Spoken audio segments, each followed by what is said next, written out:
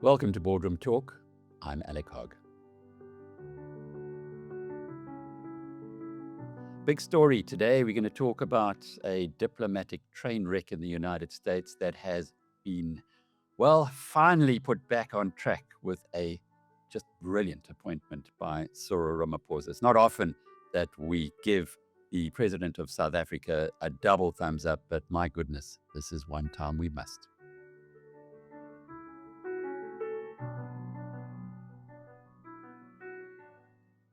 If you've been following the international media and picking up all the information that comes through to us on a real time basis nowadays, you've got to be feeling a little bit despondent about our country's place in the world. So often it feels like this is a geopolitical chessboard where we're playing drafts and not doing it very well either. Own goals, shoot your feet off. Call it what you like. We have not been doing this terribly well, putting ideology way above economic interests of a country that desperately needs economic growth, and in foreign investment is required to make that happen. But you've got to then be able to step back and say, my goodness, when you have some good news, well, applaud it. And the appointment that came through last night by the ANC government of Roelf Meyer as the new ambassador to the United States has got to go down as one of the best decisions that Cyril Ramaphosa has made in his entire presidency since he stepped into the hot seat in 2018. My goodness, if you think about that, what's it, 7 years ago? Anyway, Rolf is 78-year-old. He's a 78-year-old. I know him. I've met him. I hadn't spoken to him for quite some time. We've had various interviews with him through my colleague, Linda van Tilburg, who actually knows Rolf far better. But Rolf was a regular participant in what we used to call the Ibantla. This was a supper club that we had 4 times a year, and we would go away for a long weekend with partners for the long weekend. The supper club was restricted to chief executives and high-ranking government officials, and also a number of people who really shook the boat. I remember Sam Shilowa coming to a few, Tito Mboweni, we had Jacob Zuma twice, and Rolf was there pretty much every event because he was a business leader. And that's been the interesting part about this appointment that many people will forget. Rolf is a sensible individual. We know that. He served in the apartheid government as a very senior member of F.W. de Klerk's cabinet. He was the man from the National Party side who negotiated with Cyril Ramaphosa, and only for those of us who were around at the time, pulled the country out of going right over the crevasse that waited on the other side. You have to just remember things like Boipatong, where members of they were called the Third Force, but who knows, it attacked and killed dozens of ANC women, children, men in a desperate massacre that occurred. That could have sparked anything. We had the assassination of Chris Hani on a Sunday morning when he went out to go and pick up his newspaper. A crazy guy who'd been funded by who knows who came along and shot him and destroyed the life of the man who was widely tipped to take over as the next president of South Africa. We had the farmers getting into their bakkies and old Mercedes Benzes and driving into Bophuthatswana, as it then was, and indiscriminately shooting at people. That ended in chaos when the Bophuthatswana Defense Force fought back, and the pictures that went around the world were of fat-bellied, khaki-clad individuals lying next to a yellow Mercedes, and just before they were executed, begging for mercy. It is a crazy time, and those of us who were there remember it well. And between Roelf Meyer and Cyril Ramaphosa, they pulled a rabbit out of the hat, and we went on to establish a democracy that For most of the last 30 odd years, we do believe has been uh, a very good democracy. It has been sliding. The ANC, like any party that is in power for too long, will start taking the rest of us for granted. But that's all changed now as well. And now we have a government of national unity, or at the very least, we do not have a dominant governing party. And that, for Democrats and for people who are prepared to look at the world in a different way, is a very, very good thing. But let's get back to the appointment of Roelf Meyer. He is not a part of a routine diplomatic reshuffle. We haven't had an ambassador in the United States since the departure of Ibrahim Rasool, a firebrand, a man who was installed into that position, well, we believe through Jacob Zuma and then endorsed heartily by Joe Biden. And it is pretty clear where his political sympathies lay.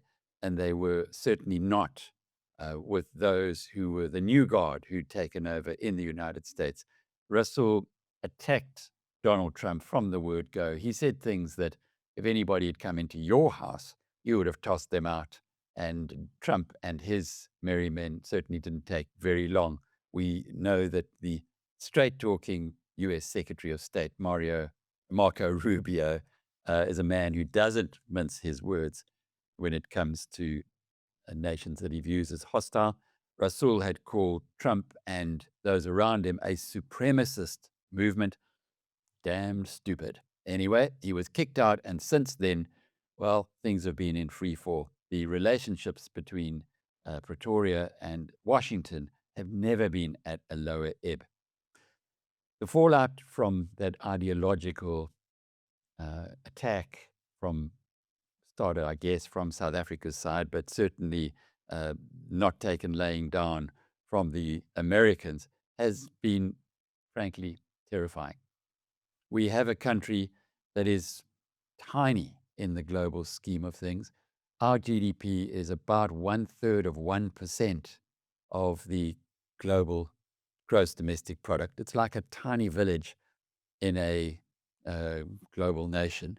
The United States, by contrast, is about 26%. So call it 75 times bigger than South Africa.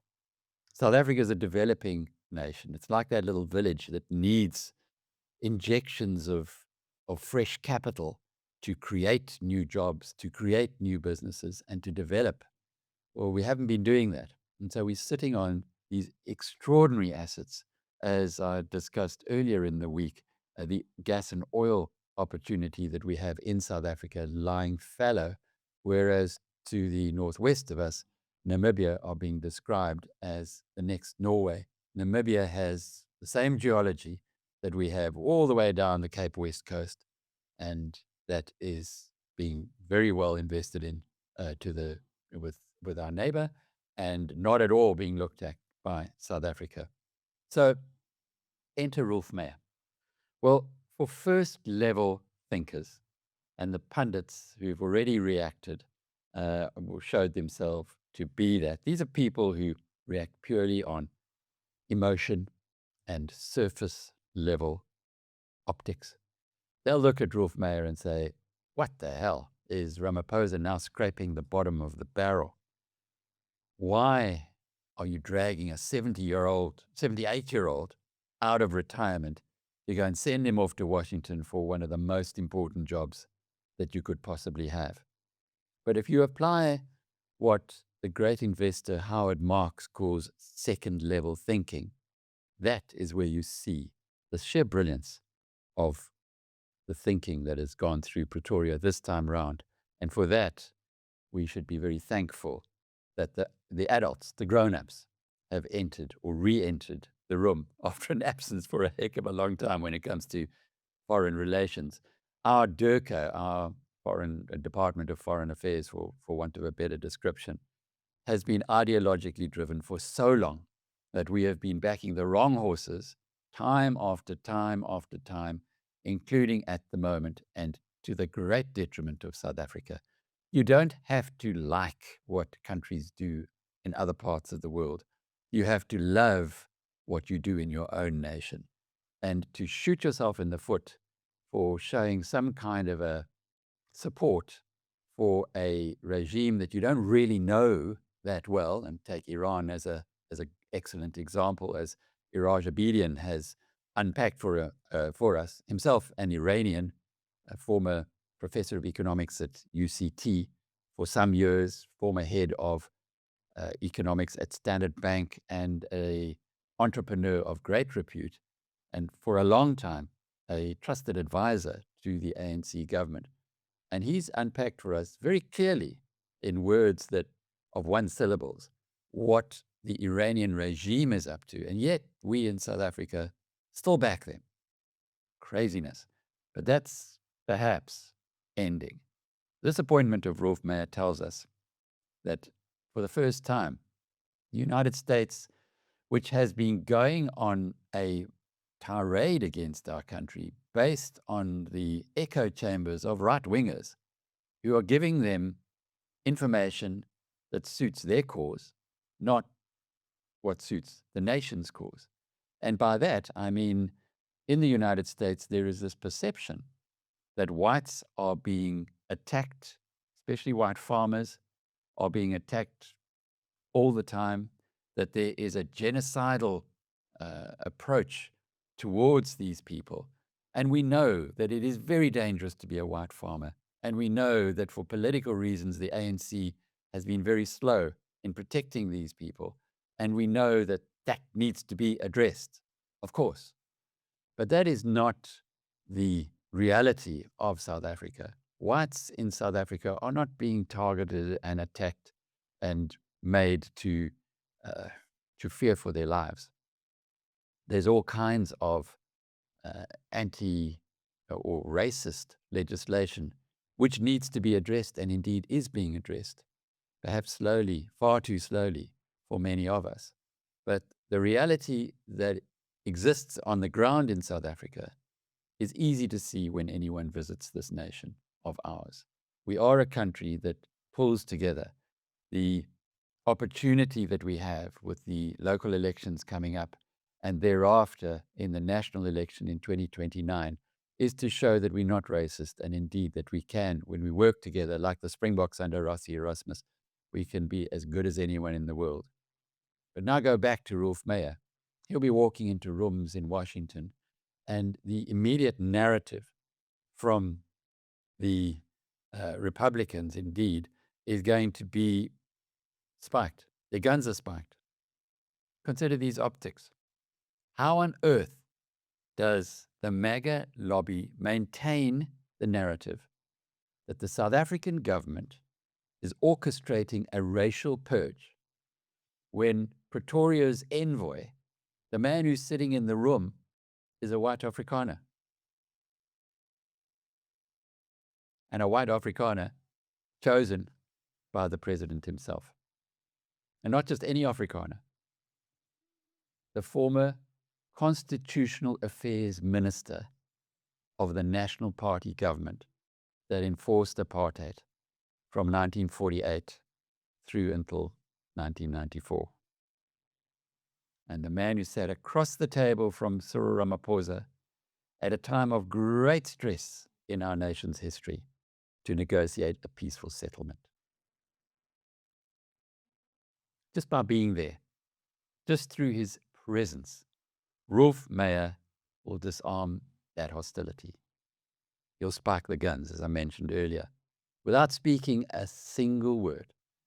His physical presence will neutralize all those toxic talking points, all that jibber jabber that has been keeping this antagonism alive, and lay the foundation for something better, for something fruitful, for something concrete that we can develop together. And as we well know, with the highest unemployment rate of any country that really measures it properly, South Africa desperately needs support, help, investment to get over the real issues that are inflicting so many in our country. We've already seen some dividends from this more rational approach, from this introduction of adults into the room. When Brett Bozel, the new US ambassador to South Africa, was at the BizNews conference in March last year, mid-March, only a month ago, he arrived with certain views. Obviously, he'd only been here for 3 weeks, and he was really angry at the Kill the Boer statements or song that had been not ruled as hate speech by our courts. And he expressed himself accordingly. For many of us in South Africa, Kill the Boer is hate speech. I mean, really? What else can you call it? But the fact that the US ambassador suggested that the court was wrong in not ruling in that way sparked a whole diplomatic incident, which somebody somewhere had just been waiting for. Remember, they expelled our ambassador. Boy, were we going to give them a little bit of their own medicine here too. But that's calmed down. Bozel has shown himself to be conservative, sure, and that isn't easy for many people in the South African government to swallow. But he is a man of great rationality. He spent decades building up a business that analyzed media. He knows how the narrative can impact the facts. And he is calm, mature, and a good listener. Now, I tell you all of that because I've met the man. I've spent time with him when he came down to Hermanus, to our conference. He came across, certainly in our conversation, as being someone who wanted to be successful in this role. He's not another high donate or high donor individual who is going to be rewarded with a plum ambassadorial post where he can swan around for the next 3 or 4 years. He is a doer. And he came here to repair the relationship between South Africa and the United States, certainly as much as he could do from the American perspective. When he met with Cyril Ramaphosa earlier this month to present his credentials, there was a notable difference in the hostility that had occurred before. And when he met with Roelf Meyer, which happened in the past month, he came out and said that it was a privilege to learn about Meyer's work in creating South Africa's democracy. If you listen closely to what he said about Meyer and what happened in Pretoria when he presented his credentials, what we're hearing from Bozel is the sound of ice melting. That's unlike the ideologues who are still running DIRCO, and perhaps that's an area that Ramaphosa and indeed the whole government of national unity need to be focusing greater attention on, because the damage these people have done to us, well-intentioned perhaps from their perspectives, but the damage they've done to the economy is incalculable. And they still maintain that they're right and that their role is to tell the rest of the world how to conduct themselves when they're coming from a position of extreme weakness. South Africa is not the moral beacon it was under Madiba's period. Anything but. And you don't have to look very far to understand that reality. But let's get back to Roelf Meyer. In July last year, nearly a year ago, he told the SABC, and I'm going to read this quote directly because it's an important one. "We neglected our relationship with the US over a period of time. We have to get an aggressive relation-building approach towards the United States as soon as possible." Aggressive relationship building. That's what Meyer believes. And anyone who's able to apply second-level thinking will agree with that. My friends, and that's exactly what South African businesses struggling to keep going, let alone to be able to expand. Many of South African businesses being exposed to the United States, or at the very least to US-owned companies, the 600 of them that are operating here, employing hundreds of thousands of people, bringing in enormously important products, software that are needed by any modern economy. Our businesses are trying to Trump-proof their operations. Now they might be able, with a Roelf Meyer in Washington, to start celebrating the good parts of the Republican administration. And the good parts are all related to Trump's background as a businessman. And there you have Roelf Meyer, the businessman, who will be on the other side of the table representing our interests. And that brings us to the so what.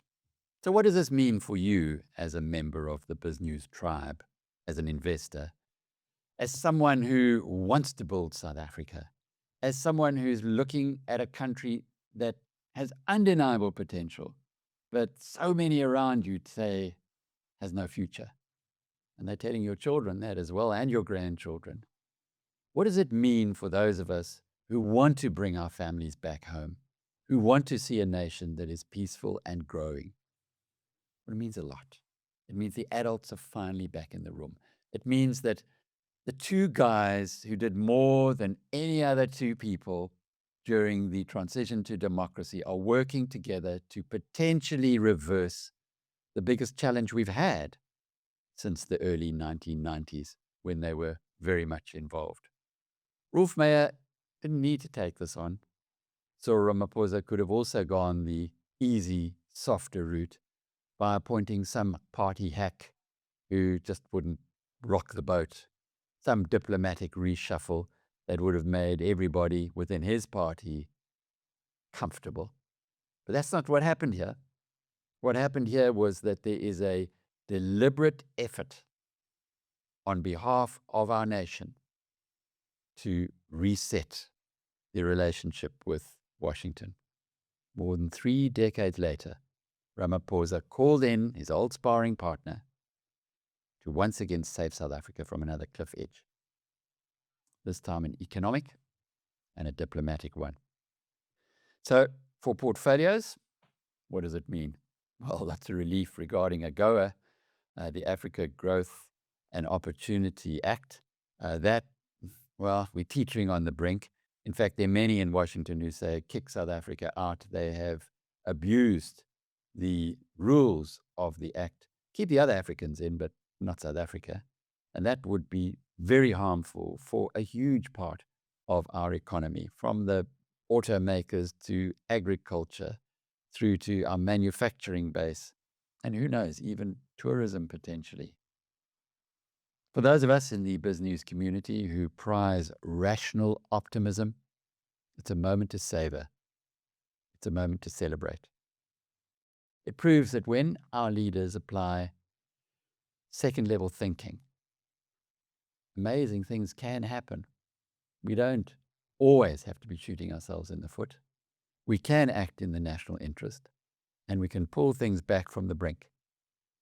Heavens, we know that example from our sporting prowess and from those times where we have worked together as a nation rather than working for separate interests. It reminds us that we've got deep reserves of sensible leaders in our country, yes, including some in the ANC. Well, that's your Boardroom Talk for today. Thanks for being with us. And keep rational, keep optimistic, and know that you can find evidence to support it on biznews.com or on the BizNews TV channel, or indeed on BizNews Radio. I'm Alec Hogg, and once again, it's been my privilege to share this Boardroom Talk with you. Until the next time, cheerio.